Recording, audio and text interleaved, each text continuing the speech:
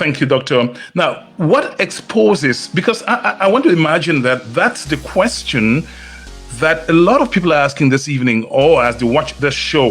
What exposes the human body to colon cancer attack?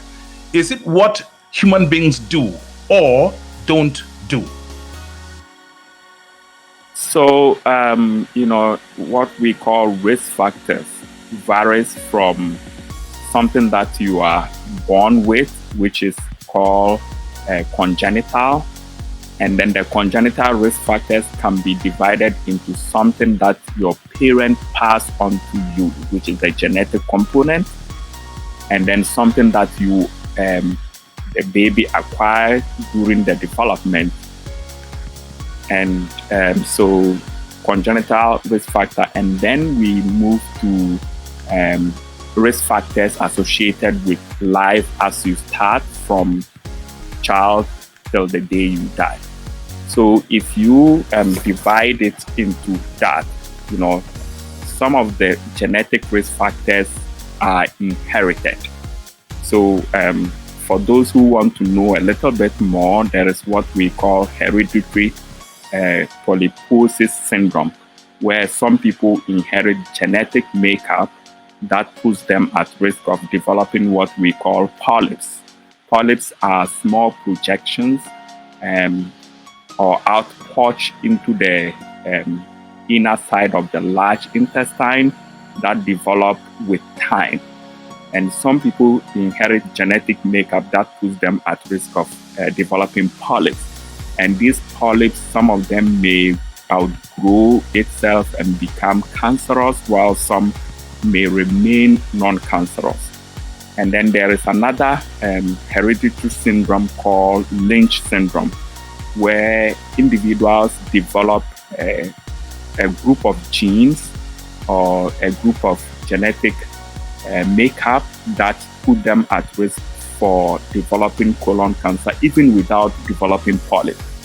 So just to separate these two conditions, there are some people who develop colon cancer from developing multiple polyps, and there are some people who do not develop polyps, but out of nowhere, the inner lining of the large intestine becomes cancerous, which means that the cells there, out of nowhere, decides to grow unchecked.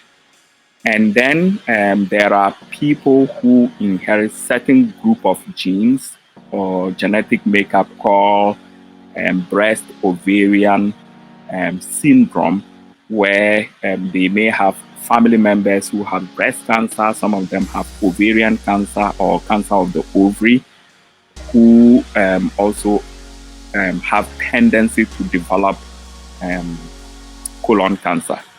So that takes care of the genetic component of it. What about the non-genetic component? Diet is one of the biggest risk factors for developing colon cancer. For instance, westernization of our diet, where instead of taking high starch, high fiber diet, you take a lot of refined sugar, or diet which doesn't have enough fiber or starch in it.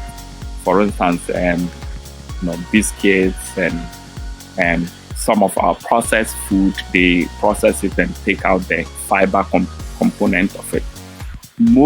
I must say that most people, especially the first generation Africans who moved to the United States, still maintain African diet, which is relatively richer in fiber compared to the Western diet. But as the generation move on from first to second to third generation, people tend to adopt a more westernized diet, which is much less, which contain much less fiber. Other risk factors that have been noted include obesity or bigger body habitus, diabetes, tobacco use, alcohol use, eating of a lot of red meat. And then there are some conditions that also put people at risk of colon cancer. They include what we call inflammatory bowel disease. And there are two components that are important. There's a Crohn's disease and there's ulcerative colitis. So individuals with those two conditions are at higher risk. And then I have to also mention some protective factors. They include regular exercise, taking of food which is rich in high fiber. For instance, if you take cassava base or corn base or vegetable base diet, will have a lot of raw veggies and fiber. And then people who take folic acid, vitamin B6, calcium, and vitamin D. And most recently, we also noted that in use of aspirin, whether it's non-steroidal anti-inflammatory, of which aspirin is part, also are somewhat protective.